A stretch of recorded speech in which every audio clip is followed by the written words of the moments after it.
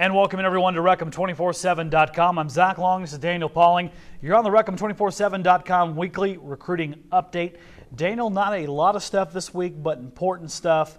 Some commits right off the bat, correct? Absolutely. Terrence Steele, offensive tackle down at Cibolo Steele, excuse me. Yeah, that's a tough name.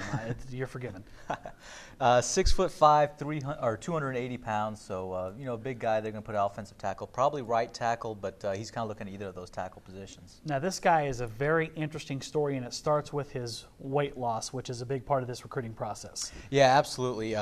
Last season, he weighed about 330, 340 pounds. Coaches there were kind of thinking, hey, is this kid ever going to play for us his freshman and sophomore year? His junior year last season, he became sort of a backup, kind of filled in the rotation, never really started, but went through a tremendous weight loss program this year.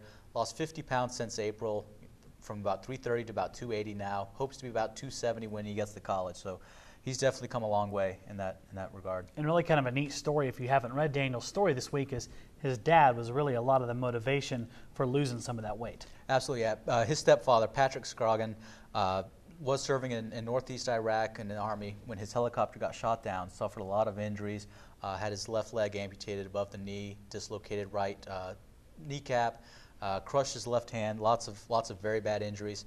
He came back to San Antonio. They moved to San Antonio about 2008 and started working as an air traffic controller. Obviously, with all those crazy hours, you don't get much time to work. So, very stressful job, or work out. Very stressful job, and so he got asked to appear on this show called Sheep Shape, which will come out next season or next year. Right. And once Steele started seeing his stepfather working out, he's like, hey, I want to do this. I want to take advantage of this opportunity and see what I might be able to do. I want to play college ball. Let's see if I can do this. And he lost all the weight, and that's an amazing story on its own, but really kind of how this tied in, because Texas Tech, they weren't on each other's radar, were they? Right, yeah. Scott Lenoff, the coach at Cibolo Steele, kind of told me, hey, at the end of spring practice, Mike Jinks, he's a former Cibolo Steele head coach, he said, look, I don't think Terrence can play for us. And, when you get, done with your junior season and a head coach kind of says that, you're pretty much off their radar. After the first couple of games this season, Mike kind of got a little bit interested, but wasn't, jumping up in the air or anything. He wanted to see how much Terrence could, be consistent. Was his fast starts this season for real, or was it a fluke? After about the fourth or fifth game of the season, Tech said, hey, this kid's for real. Let's get him in here. And just a couple things about him. He runs a 5'1", 40-yard dash, which is pretty good for an offensive lineman. Absolutely. And he's got the size, 6'5", 280 pounds, very long arms. He can take a defender to the second level.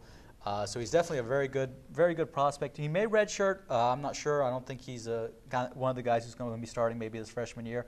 But I definitely think he's an interesting prospect. Absolutely, someone who's not going to be afraid of hard work from the ethic he's put down so far. On to our next subject here, Daniel. I do not think Larry Coker at UTSA is going to be sending Cliff Kingsbury a Christmas card this season.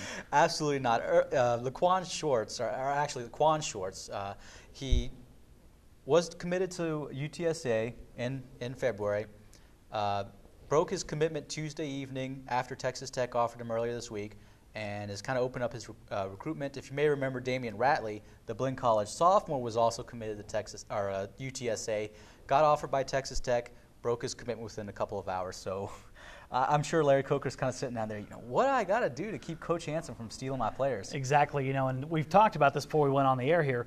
That will happen with a little bit of a lower tier, especially a new program at UTSA, and Coker's doing a hell of a job down there. I don't want to take anything away from them, but that's going to happen, isn't it, Daniel? Because a big boy comes down the street, and things look greener on the other side of the pasture, and it just happens. Yeah, Ratley said he probably pulled the trigger a little too early. Short said, look, I got some bigger offers. I need to take my time, look at this.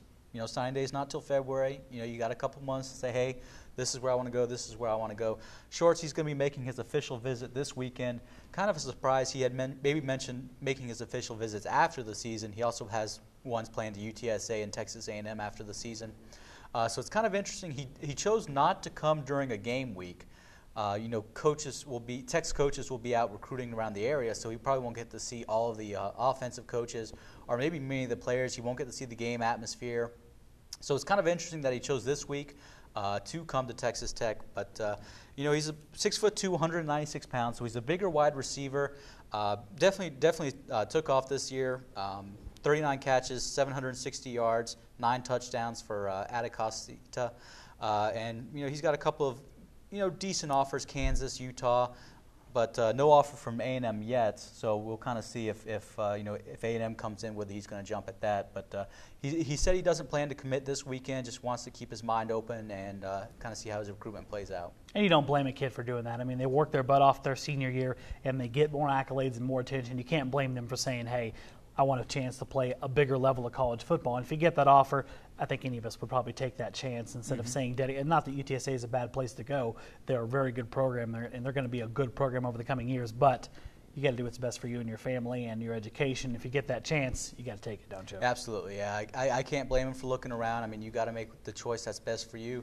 And I guess Quan is going to look at Texas Tech. He wants to catch a lot of balls in the offense, thinks he could play here early.